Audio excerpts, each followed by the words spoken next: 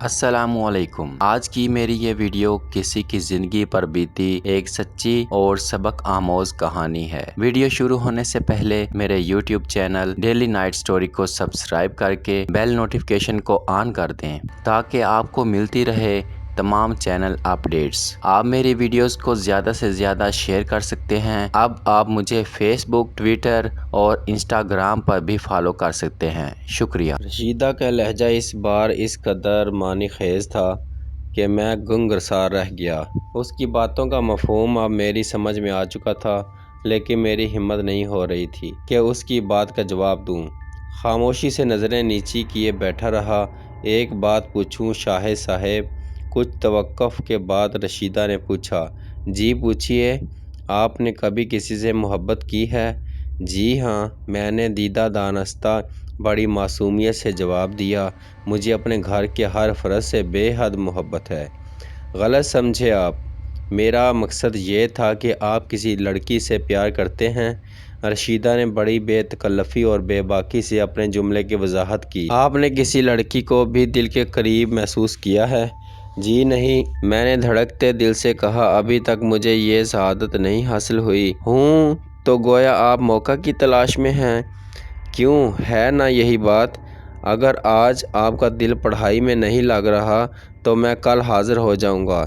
मैं तेज़ी से उठा तो रशीदा ने इंतहाई बेबाकी से मेरा हाथ थाम कर कहा, अरे आप तो लड़कियों से भी ज़्यादा शर्माते हैं।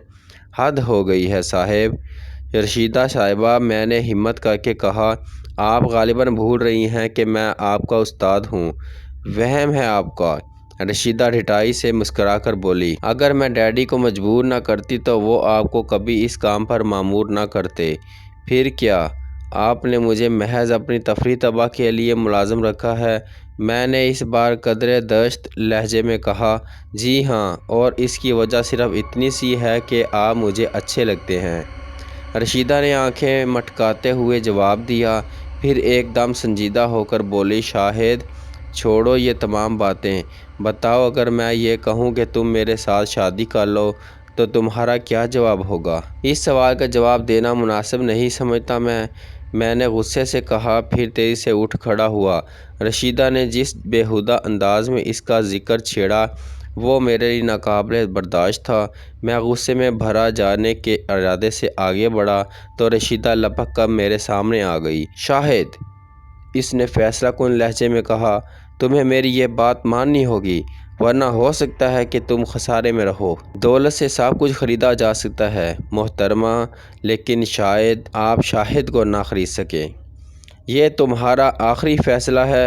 रशीदा ने बिगड़ते हुए तेवर से दरियाफ्त किया। जी, मैंने नफ़रत से जवाब दिया। बेहतर होगा कि आप अपने लिए किसी दूसरे मुनासिब ट्यूटर का बंदोबस्त कर लें। Cut out. रशीदा एकदम बफर कर बोली, लेकिन इतना याद रखना कि तुमने मेरी पेशकश ठुकराकर अच्छा नहीं किया। मैं तुम्हारा जीना महाल कर दूंगी। तुम नहीं जानते कि तुमने किस लड़की को ठुकराया है। मेरी ज़िद के आगे डैडी भी हार मान जाते हैं। मेरे जहन में एक हिजान बरपा था। रशीदा ने मुझे जो धमकी दी थी वो इंतहाई रकीब थी। मेरे दिल ने मशवरा दिया कि मैं उसे खरी खरी सुना कर चला आऊँ, मगर जहन ने इस मशवरा को कबूल ना किया। चुनाचे मैंने हकारत से रशीदा के चेहरे पर अलविदाई नज़र डाली, फिर गुस्से में खोलता हुआ उसकी आली शान कोठी से बाहर निकल आया, जहाँ मुझे इस 200 रुपये के ट्यूशन छोड़ जाने का मलाल था, वहाँ इस बात की खुशी भी थी कि रशीदा जल्द ही अपने असल रूप में मेरे सामने आ गई। वरना अगर यही सूरत बाद में पेश आती तो हालात मेरे हक़ में ख़तरनाक साबित हो सकते थे। मैं अपने ख्यालों में खोया खोया घर पहुंचा। वालदा के हाथों में पैसे थमा दिए, फिर अपने कमरे में आया। बिस्तर पर लेटा तो एक बार फिर मेरा जहन रशीदा के मसले में उलझ गया। लातदार सवालात मेरे जहन में कलबला रहे थे। रशीदा ने मुझे शादी की पेशकश क्यों की थी? और अगर वह सिर्फ मजाक कर रही थी तो फिर उसने मुझे धमकी क्यों दी? क्या ये भी अमारत की एक शान है, या फिर बेजा आज़ादी का कोई ऐसा फ़लसफ़ा जो उसने अपने नापुख्ता जहन के सांचे के मुताबिक ढाल लिया था? क्या रशीदा मेरे अलावा कुछ और लोगों को भी इस किस्म की धमकी तो नहीं दे चुकी? मैं इस गुत्थी को सुलझाने में उलझा रहा। फिर जैसे अचानक तमाम गिरें आप से आप खुल गई हों مجھے اس فیشنیبل لڑکے کا خیال آ گیا جو رشیدہ کا کلاس فیلو تھا اور اکثر و بیشتر رشیدہ کے ساتھ گھوما پھرا کرتا تھا۔ ایک دو بار میں نے بھی ان دونوں کی بڑھتی ہوئی بے تکلفی کو مشتبہ نظروں سے دیکھا تھا، لیکن اس وقت کچھ خیال نہیں کیا تھا۔ مگر اب میرا ذہن اس بات پر جم کر رہ گیا تھا کہ رشیدہ مجھے یقیناً قربانی کا بکرا بنانا چاہتی ہے۔ جدید تہذیب کی غلاظت جو اس نے اپنے اوپر اوڑھ لی تھی، میرے بے داغ دامن میں چھپانا چاہتی تھی۔ اس خیال سے میرے ذہن کو جھٹکا لگا۔ مجھے رشیدہ پر ترس بھی آیا، لیکن میں نے طے کر لیا تھا کہ اب دوبارہ کبھی بھول کر بھی اس کی دہلیز کا رخ نہیں کروں گا۔ رات بھر میں رشیدہ کے کردار کے بارے میں سوچتا رہا۔ صبح کالج چلا گیا۔ کالج سے واپسی کے بعد میں نے حسب معمول کچھ دیر آرام کیا، پھر پڑھنے بیٹھ گیا۔ ابھی مجھے پڑھتے زیادہ دیر نہیں ہوئی تھی کہ اکبر آ گیا۔ خلاف توقع آج وہ کچھ سنجیدہ نظر آ رہا تھا۔ میں نے وجہ دریافت کی تو اس نے سوالیہ نگاہوں سے میرے چہرے پر پھیلے ہوئے تاثرات کا جائزہ لیتے ہوئے کہا، شاہد، میں نے سنا ہے کہ تم نے بیرسٹر صاحب کی لڑکی کا ٹیوشن چھوڑ دیا ہے۔ ہاں، میں نے جواب دیا۔ کوئی خاص وجہ تھی؟ اکبر نے پوچھا۔ مجھے اپنی پڑھائی کے لیے وقت نہیں ملتا تھا، میں نے مثالتاً جھوٹ بول دیا۔ اکبر میرا بہترین دوست اور رازدار تھا، لیکن میں نے یہ مناسب نہیں سمجھا کہ رشیدہ کے کردار کے بارے میں اسے کچھ بتاؤں۔ میرا جواب سن کر اکبر کچھ دیر چپ رہا، پھر آہستگی سے بولا، شاہد، خدا کرے جو کچھ میں نے سنا ہے وہ غلط ہو۔ کیا سنا ہے تم نے؟ میں نے پہلو بدل کر دریافت کیا۔ کیا یہ سچ ہے کہ رشیدہ نے تم سے شادی کرنے کو کہا تھا؟ اکبر نے مجھے گھورتے ہوئے سوال کیا۔ میں نے اس کے جملے میں باریکی اور گہرائی کو محسوس کیا تو مضطرب ہو کر اول تا آخر تمام باتیں اکبر کو بتا دیں۔ وہ حیرت سے میری باتیں سنتا رہا۔ میں خاموش ہوا تو وہ بولا، شاہد، کیا تمہیں یقین ہے کہ رشیدہ اپنے گناہوں کو تمہارے سر تھوپنا چاہتی ہے؟ کیا یہ سچ ہے کہ رشیدہ نے تم سے شادی کرنے کو کہا تھا؟ اکبر نے مجھے گھورتے ہوئے سوال کیا۔ میں نے اس کے جملے کی باریکی اور گہرائی کو محسوس کیا اور مضطرب ہو کر اول تا آخر تمام باتیں اکبر کو بتا دیں۔ وہ حیرت سے میری باتیں سنتا رہا۔ میں خاموش ہوا تو وہ بولا، شاہد، کیا تمہیں یقین ہے کہ رشیدہ اپنے گناہوں کو تمہارے سر تھوپنا چاہتی ہے؟ ممکن ہے میرا اندازہ غلط ہو، لیکن یہ بات اپنی جگہ طے ہے کہ وہ کردار کے معاملے میں مشتبہ ہے۔ اس کی خاصیت اس کے کچے موم کی طرح ہے جو ایک ذرا سی تپش پا کر بآسانی پگھل سکتا ہے۔ اس کے تیور مجھے کبھی اچھے نہیں معلوم ہوئے۔ مجھے تمہارے بیان پر 100% اعتبار ہے میرے دوست، مگر یہ جو کچھ بھی ہوا بہت برا ہوا۔ کیوں؟ میں نے تعجب سے پوچھا۔ اس میں آخر میرا کیا قصور ہے؟ تم نہیں جانتے کہ حالات کس قدر سنگین صورت اختیار کر گئے ہیں؟ اکبر نے سنجیدگی سے کہا، پھر بولا، شاہد، میری مانو تو کچھ دنوں کے لیے تم اس شہر سے کہیں دور ہٹ جاؤ۔ وہ کس لیے؟ میں نے حیرت سے پوچھا۔ اس لیے کہ تم حالات کا مقابلہ نہ کر سکو گے۔ کیا حالات کی رٹ لگا رکھی ہے؟ کچھ بتاؤ تو صحیح کہ آخر بات کیا ہے؟ اکبر نے فوراً ہی کوئی جواب نہ دیا۔ میں محسوس کر رہا تھا کہ وہ حالات کی نوعیت بیان کرنے سے گریز کر رہا ہے۔ کیوں؟ یہ مجھے نہیں معلوم، بہرحال اس کی آنکھوں میں میرے لیے ہمدردی اور محبت کا بھرپور جذبہ موجود تھا۔ میں بڑی بے چینی سے حالات کی تہہ تک پہنچنے کا منتظر تھا، لیکن اکبر بہت متفکر معلوم ہوتا تھا۔ کچھ دیر تک میں اس بات کا منتظر رہا کہ اکبر گفتگو شروع کرے، لیکن جب اس نے چپ سادھے رکھی تو میں ضبط نہ کر سکا۔ اکبر کو مخاطب کر کے بولا، کیا تم چاہتے ہو کہ حالات سے بے خبر رہوں اور اندھیرے میں کسی خطرے سے دوچار ہو جاؤں؟ آج دوپہر رشیدہ اسکول سے واپسی پر میرے گھر آئی تھی۔ اکبر نے آہستہ سے کہا، جانتے ہو اس نے مجھ سے تمہارے بارے میں کیا کہا ہے؟ اس کا بیان ہے کہ تم نے اس کی عزت پر ڈاکہ ڈالا ہے اور بلیک میل کرنے کی دھمکی دے کر مہینے بھر تک اس کی مجبوریوں سے ناجائز فائدہ اٹھاتے رہے ہو، اور اب جب اس نے تم سے شادی کی درخواست کی تو تم نے اس کی مدد کرنے کی بجائے اس سے منہ پھیر لیا۔ رشیدہ بے شرم اور بیہودہ ہے۔ میں بھر اٹھا، میرا چہرہ سرخ ہو گیا۔ میں نے مٹھیاں بھینج کر کہا، میں سوچ بھی نہیں سکتا تھا کہ وہ اپنی سطح سے اس قدر گر چکی ہوگی۔ اس نے جو بکواس کی ہے وہ سراسر بہتان ہے۔ وہ اپنی ناکامی کا بدلہ لینا چاہتی ہے۔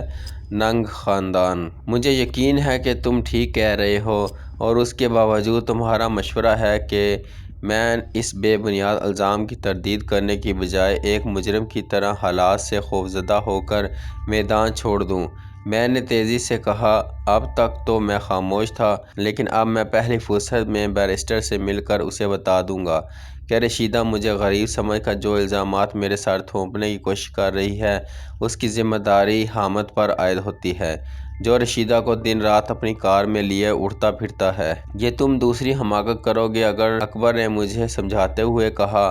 یہ ہو سکتا ہے رشیدہ نے ابھی ان باتوں کا تذکرہ اپنے والد سے نہ کیا ہو، لیکن اگر یہ بات ان کے علم میں تمہارے ذریعے آ گئی تو وہ اپنی امارت کے نشے میں تمہارے ہی اوپر چڑھ دوڑیں گے۔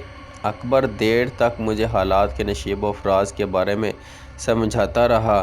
اس کی بات معقول تھی۔ میں نے وعدہ کر لیا کہ جب تک دوسری طرف سے پہل نہ ہوگی میں اپنے جذبات قابو میں رکھوں گا۔ اکبر نے مجھے یہ بھی بتایا کہ رشیدہ صرف اس مقصد سے اس سے ملی تھی کہ ایک دوست کے رشتے سے وہ مجھے رشیدہ کے ساتھ شادی کر لینے پر مجبور کر سکے۔ صرف لفظوں میں اس نے اکبر کے ذریعے ایک بار پھر مجھے دھمکی دی تھی کہ اگر میں نے اس کی پیشکش قبول نہ کی تو حالات میرے حق میں اچھے ثابت نہ ہوں گے۔ اکبر کے جانے کے بعد میں اسی سلسلے میں سوچتا رہا، پھر یہ سوچ کر ان باتوں کو ذہن سے جھٹک دینے کی کوشش کی کہ جب میں نے کچھ کیا ہی نہیں تو خواہ مخواہ پریشان ہونے سے فائدہ، جب کوئی بات سامنے آئے گی تب دیکھا جائے گا۔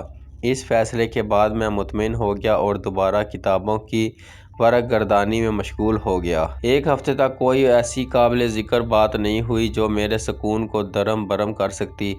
رشیدہ اکبر سے دوبارہ نہیں ملی، نہ ہی بیرسٹر کے گھر سے کوئی خبر آئی۔ اس کے روزمرہ کے معمول میں کوئی فرق نہیں آیا تھا۔ پہلے کی طرح وہ اب بھی بڑی آزادی کے ساتھ حامد سے تعلق استوار کیے ہوئے تھی۔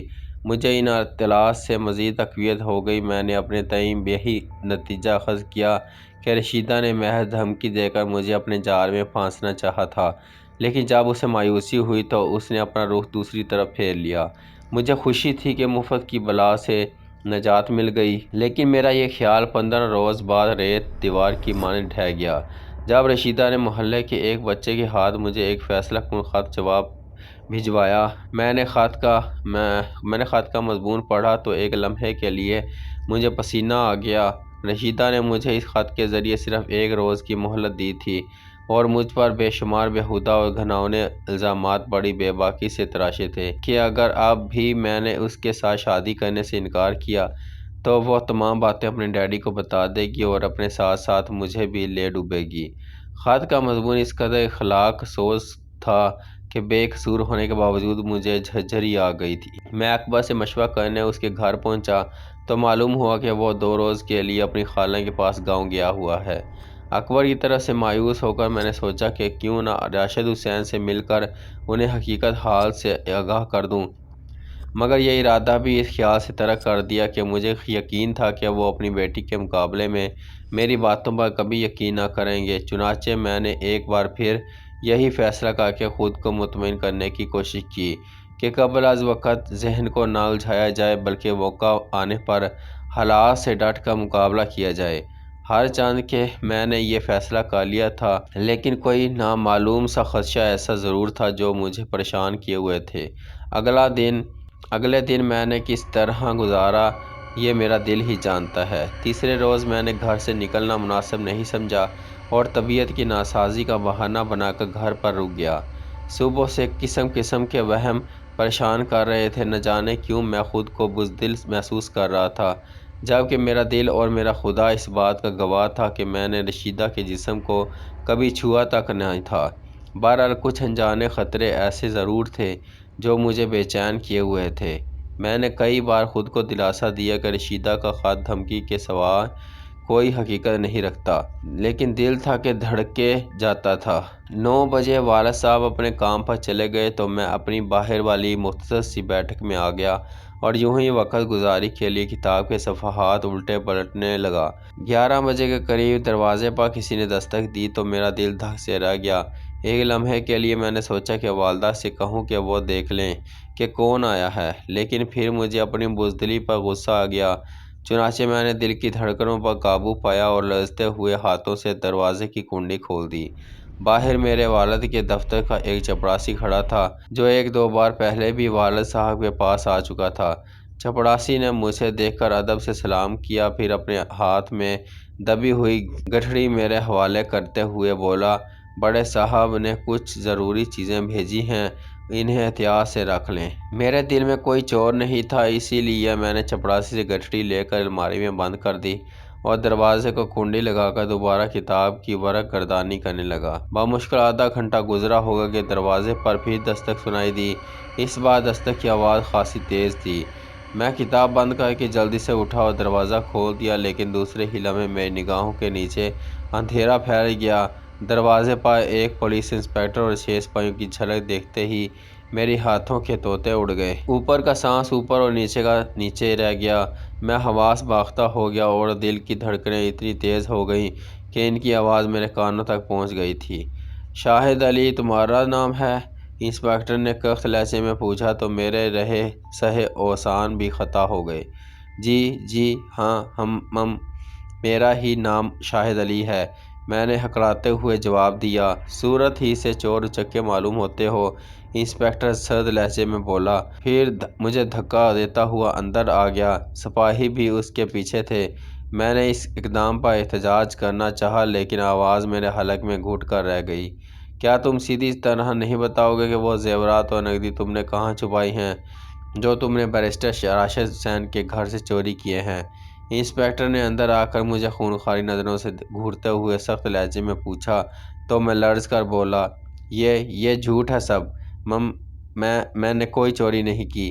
ابھی معلوم ہو جائے گا، انسپکٹر نے کہا، پھر سپاہیوں کو گھر کی تلاشی لینے کا حکم دیا۔ میں بری طرح بوکھلایا ہوا تھا، پھر بھی مجھے یقین نہیں تھا کہ انسپکٹر کو اپنے ارادے میں مایوسی ہوگی، لیکن پھر اس گٹھڑی کو کھولا گیا جو کچھ دیر پیشتر والد کا چپڑاسی دے کر گیا تھا۔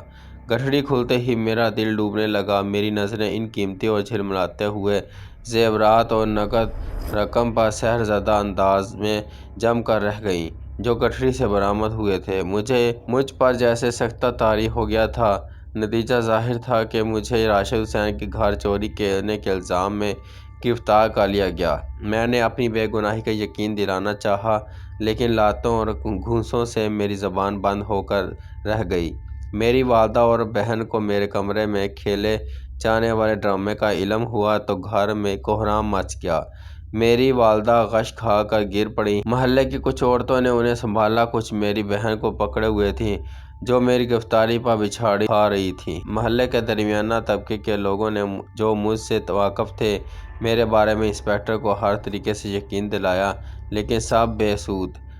مال برآمد ہو چکا تھا۔ والد صاحب کے دفتر کے اس چپڑاسی کو بلایا گیا جس نے مجھے گٹھڑی لا کر دی تھی، لیکن وہ صاف مکر گیا۔ اس کے افسر سے رابطہ کیا گیا تو اس نے بھی چپڑاسی کی طرفداری کرتے ہوئے یہی بیان دیا کہ چپڑاسی ایک سیکنڈ کے لیے بھی دفتر سے کہیں باہر نہیں گیا تھا۔ میرے خلاف جو جال بچھایا گیا تھا میں اس سے پوری طرح سے پھنس چکا تھا۔ میری والد کو چبھ سی لگ گئی تھی، وہ مجھے خالی خالی نظروں سے تک رہے تھے۔ غیر اور شرمندگی کے ملے جلے تاثرات ان کی اداس آنکھوں سے متشعر تھے۔ بے بسی نے ان کی زبان پر تالے ڈال دیے تھے۔ جتنی دیر تک انسپکٹر کاغذات کی تیاری میں مصروف رہا، والد صاحب برابر مجھے گھورتے رہے۔ پھر جب جائے وقوع کارروائی مکمل ہوئی اور پولیس مجھے لے جانے لگی تو میرے والد کی مجبور آنکھوں میں آنسو امڑ آئے۔ انہوں نے بڑے پیار سے آگے بڑھ کر مجھے اپنے کشادہ سینے سے لگا لیا اور بھرائی آواز میں بولے، ہمت سے کام لینا میرے بچے، جس کا کوئی نہیں ہوتا خدا اس کی ضرور مدد کرتا ہے۔ میری ہچکیاں بند گئی تھیں۔ اندر سے میری مجبور بہن کی دل ہلا دینے والی چیخیں و پکار جاری تھی، لیکن میں ایک نظر اسے دیکھنے سے بھی قاصر تھا۔ انسپکٹر کے اشارے پر سنگ دل سپاہیوں نے میرے والد کو کھینچ کر مجھ سے علیحدہ کیا، پھر مجھے گھسیٹتے ہوئے باہر لے جا کر جیپ میں ڈال دیا۔ محلے کے جن افراد کے سامنے میں ہمیشہ سربلند رہتا تھا، آج ان کے سامنے ہتھکڑیاں پہنے مجرموں کی طرح جا رہا تھا۔ میرے والد نے اپنی غربت کے باوجود مجھے بچانے کے لیے بہت ہاتھ پاؤں مارے۔ وکیل کی فیس ادا کرنے کی خاطر انہوں نے اپنی آخری سہارا مکان بھی بیچ ڈالا جس میں ہم لوگوں نے زندگی گزار دی تھی، لیکن ان کی تمام کوششیں رائے گاں گئیں۔ اکبر نے بھی اپنی بساط کے مطابق مجھے بچانے کی ہر ممکن کوشش کی، لیکن قانون کے پاس میرے خلاف تمام ثبوت موجود تھے۔ چنانچہ مجھے 7 سال قید با مشقت کی سزا سنا دی گئی۔ جس دن مجھے سزا سنائی گئی اس دن میرے گھر کے سب افراد عدالت میں موجود تھے۔ مجسٹریٹ نے جب سزا سنائی تو میری والدہ بے ہوش ہو کر ایسی گریں کہ پھر کبھی نہ اٹھ سکیں۔ میری بہن ماں کی لاش سے لپٹ کر تڑپنے لگی۔ میرے والد اپنے آنسوؤں کے طوفان کو روکتے کبھی میری طرف دیکھتے، کبھی میری بہن کی طرف اور کبھی اس سہارے کی طرف جو ان کا ساتھ چھوڑ چکا تھا۔ مجھے بس 10 منٹ کی مہلت دی گئی کہ میں اپنی ماں کے سرد ہوتے ہوئے جسم سے لپٹ کر آخری بار آنسوؤں کا نذرانہ پیش کر سکوں۔ اس کے بعد مجھے جیل کی گاڑی میں بٹھا کر جیل خانے کی طرف روانہ کر دیا گیا۔ میرے دل پر جو گزر رہی تھی اسے بیان کرنا میرے بس سے باہر ہے۔ میرے والد نے امید کا دامن نہیں چھوڑا۔ انہوں نے ہائی کورٹ میں ماتحت عدالت کے فیصلے کے خلاف اپیل دائر کر دی، لیکن 8 مہینے بعد انہیں یہاں بھی مایوسی ہوئی۔ والدہ کی موت اور میری سزا نے میرے بوڑھے والد کی کمر توڑ دی تھی۔ ایک بہن تھی جس کی خاطر وہ ایک زندہ لاش کی صورت جینے پر مجبور تھے، لیکن ایک دن یہ مجبوری بھی ختم ہو گئی۔ مجھے اپنے والد اور ہمشیرہ کی موت کی جان کا اطلاع اکبر کی زبانی ملی۔ اکبر کے بیان کے مطابق کچھ شر پسند گنڈوں نے میری بہن کی مجبوریوں کو دن دہاڑے لوٹ لیا تھا۔ میری بہن خوددار تھی، وہ اس بدنامی کے داغ کو برداشت نہ کر سکی۔ اسی وقت بازار جا کر نیلا طوطا لائی اور اسے کھا کر ابدی نیند سو گئی۔ میری بہن نے ثابت کر دیا تھا کہ وہ بزدل نہیں تھی بلکہ بڑے دل گردے کی مالک ہے، ورنہ اپنی زندگی خود اپنے ہاتھوں کون لے سکتا ہے۔ شام کو والد صاحب محنت مزدوری کر کے تھکے ماندے گھر لوٹے اور جوان بیٹی کی لاش کو دیکھا تو ان کی برداشت کا پیمانہ چھلک اٹھا۔ حلق پھاڑ کر انہوں نے آخری بار اپنی بیٹی کو آواز دی اور پھر خود بھی اس سے جا ملے۔ اکبر کی زبانی بہن اور باپ کی موت کی اطلاع پا کر اول تو میں پھوٹ پھوٹ کر رو دیا، جس سے مجھے بے حد سکون ملا، یوں جیسے دریا کی موجوں کے تلاطم میں اچانک ٹھہراؤ آ گیا ہو۔ اب مجھے اپنی ذات کے سوا کسی کا غم نہیں تھا۔ اب میری معصوم بہن کو بھی میری وجہ سے کوئی تکلیف نہیں ہو سکتی تھی۔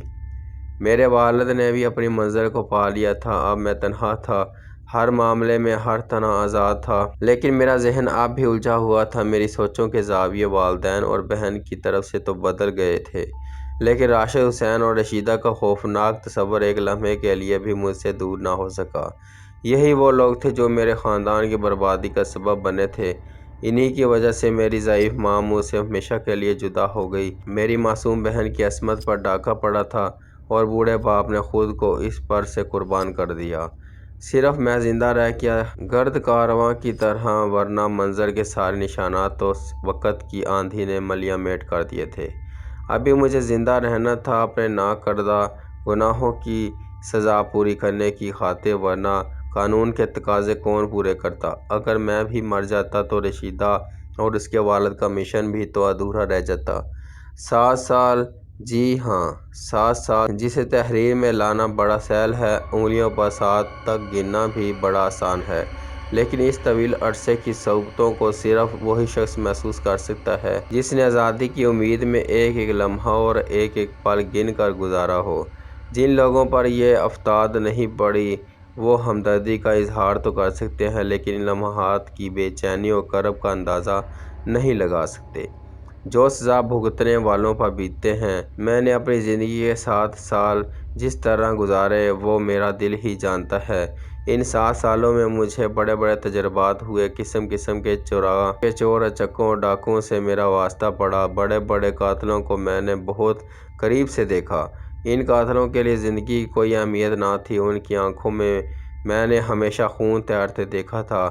ان کے چہرے بہت بہت خطرناک ہوتے، اتنے خطرناک کہ جیل کے محافظ بھی ان کے قریب جاتے ہوئے گھبراتے تھے۔ چنانچہ اس ماحول میں 7 سال تک میں انوکھے اور غیر معمولی تجربے حاصل کرتا رہا۔ میں نے یہی اخذ کیا کہ طاقت اور دولت دنیا میں سب سے بڑے ہتھیار ہیں۔ یہ اگر حاصل ہو جائیں تو مشکلیں نہیں رہتیں۔ یہ تجربات میرے لیے مشعل راہ تھے۔ میں نے اپنے 7 قیمتی سالوں کو برباد کر کے زندہ رہنے کا گر پا لیا تھا۔ میں نے طے کر لیا تھا کہ جیل سے باہر جا کر زندگی ایک نئے سانچے میں ڈھالنے کی کوشش کروں گا۔ جس روز مجھے جیل سے رہائی ملی اس روز اکبر مجھے لینے کے لیے وہاں موجود تھا، میرا عزیز دوست جس نے 7 سال تک متواتر میرا خیال رکھا تھا۔ میں اس کے ہمراہ کھلی فضا میں آیا تو نہ جانے کیوں مجھے ہر شے بدلی بدلی نظر آ رہی تھی، یا پھر ممکن ہے کہ میں نے انہیں بدلی ہوئی نظروں سے دیکھا تھا۔ اکبر مجھے جیل سے سیدھا اپنے گھر لے گیا۔ میں جب اپنے گھر کے قریب سے گزرا تو ماضی کی تلخ یادیں تازہ ہو گئیں۔ اپنے والدین اور بہن کو یاد کر کے میری آنکھیں بھر آئیں۔ میں سسکنے لگا لیکن مجھے اپنی بزدلی پر غصہ آ گیا۔ میں نے یہ سوچ کر جلدی سے اپنے آنسو پونچھ لیے کہ اگر پہلے ہی قدم پر ہی لڑکھڑا گیا تو اپنے عزائم کیسے پورے کروں گا۔ مجھے ماضی کی ایک ایک بات سے نفرت کرنی تھی، ہر شے کو بھول جانا تھا سوائے رشیدہ اور اس کے والد کے۔ اب مجھے اس بات پر کوئی دکھ یا افسوس نہ تھا کہ ان 7 سالوں میں دنیا میرے لیے اجنبی ہو گئی تھی۔ میں اپنے محلے میں جانے پہچانے چہروں کے درمیان سے گزر رہا تھا لیکن خود میرا چہرہ غالباً ایسا بدل گیا تھا کہ کوئی مجھے شناخت نہ کر سکا۔ بس ایک نظر لوگوں نے میری بڑھی ہوئی داڑھی اور مونچھوں پر ڈالی اور یوں میرے قریب سے گزر گئے جیسے راہ گیر ایک دوسرے کے قریب سے گزر جاتے ہیں۔ میں نے اکبر کو بطور خاص تاکید کر دی تھی کہ وہ میرے بارے میں کسی کو کچھ نہ بتائے۔ میری خواہش تھی کہ دنیا والے مجھے بھول جائیں تاکہ میں ان کے درمیان ایک نیا جنم لے سکوں۔ اکبر کے گھر جا کر میں نے ایک عرصے بعد خوب آرام کیا۔ شام کو غسل کر کے باہر آیا تو اکبر موجود تھا۔ ہم دونوں ایک قریبی پارک میں جا بیٹھے۔ اکبر نے میرے دریافت کرنے پر رشیدہ کا ذکر شروع کیا۔ اس کے بیان کے مطابق جن دنوں مکر و فریب کی اس پتلی نے مجھ سے شادی کی درخواست کی تھی ان دنوں وہ وطن سے تھی۔ مجھے سزا ہو گئی تو راشد حسین نے پہلے چوری چھپے ایک دوسرے شہر جا کر معاملہ رفع دفع کیا، پھر درمیانے طبقے کے ایک لڑکے سے اس کی شادی کر دی اور ان دونوں کو بیرون ملک بھیج دیا۔ جس لڑکے سے رشیدہ کی شادی ہوئی تھی وہ ڈاکٹر کی اعلیٰ تعلیم حاصل کرنا چاہتا تھا لیکن اس کے والدین تعلیم کے بھاری اخراجات اٹھانے سے قاصر تھے۔ راشد حسین نے لڑکے کے والدین سے بات چیت طے کی اور اپنے اخراجات پر اسے باہر بھیجنے کا سودا کر لیا۔ اس طرح رشیدہ کا بوجھ بآسانی سے سر سے اتر گیا۔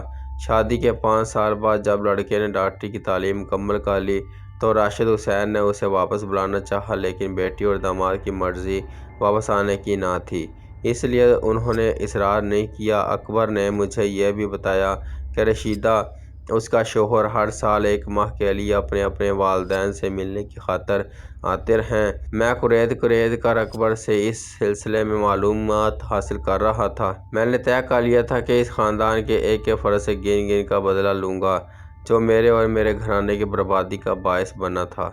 پارک میں ہم بہت دیر تک بیٹھے دنیا جہاں کی باتیں کرتے رہے۔ اکبر کے استفسار پر جب میں نے اسے اپنے مستقبل کے پروگرام سے آگاہ کیا تو وہ مجھے یوں دیکھنے لگا جیسے اسے میری صحیح دماغی پر شبہ ہو، لیکن جب اس نے مجھے سنجیدہ پایا تو مجھے سمجھانے بجھانے لگا۔ اس نے مجھے میرے ارادوں سے باز رکھنے کی خاطر ہر طرح سمجھایا، بڑی بڑی قسمیں دیں لیکن میں ٹس مس نہ ہوا۔ لیکن جب اکبر نے مجھے میرے والدین اور میری معصوم بہن کی رواں کا واسطہ دیا تو میں مجبور ہو گیا۔ میں نے تڑپ کر اکبر سے کہا، میرے دوست آج تو تم نے مجھے والدین اور بہن کی قسم کھلوائی مگر آئندہ کبھی ایسا مت کرنا۔ میں جانتا ہوں شاید کہ تمہارے اوپر ظلم ہوا ہے لیکن مرد وہی ہے جو حالات کا ڈٹ کر مقابلہ کرے۔ تم یقیناً جدوجہد کرنے کے بعد اپنا کھویا ہوا مقام دوبارہ حاصل کر لو گے۔ اکبر کی دی ہوئی قسم سے مجبور ہو کر میں نے اپنا ارادہ تبدیل کر دیا۔ میں نے سوچا کہ کیوں نہ محنت کر کے معاشرے میں اپنا مقام پیدا کروں اور پرسکون زندگی گزار دوں، لیکن میں اپنی کوششوں میں کامیاب نہ ہو سکا۔ 2 وقت کی روٹی حاصل کرنے کے لیے میں نے معمولی سی ملازمت کرنی چاہی۔ اکبر نے اسی سلسلے میں میرا حتی الممکن مدد کی لیکن ہماری کوشش رائگاں گئی۔ میں جہاں بھی گیا مجھے دھتکار دیا گیا۔ گورنمنٹ کی ملازمت سے مایوس ہو کر میں نے نجی اداروں میں قسمت آزمائی کی لیکن ایک چور اچکے کو کوئی بھی ملازمت دینے پر آمادہ نہ ہوا۔ معاشرے میں میرے لیے کوئی مقام باقی نہ رہا۔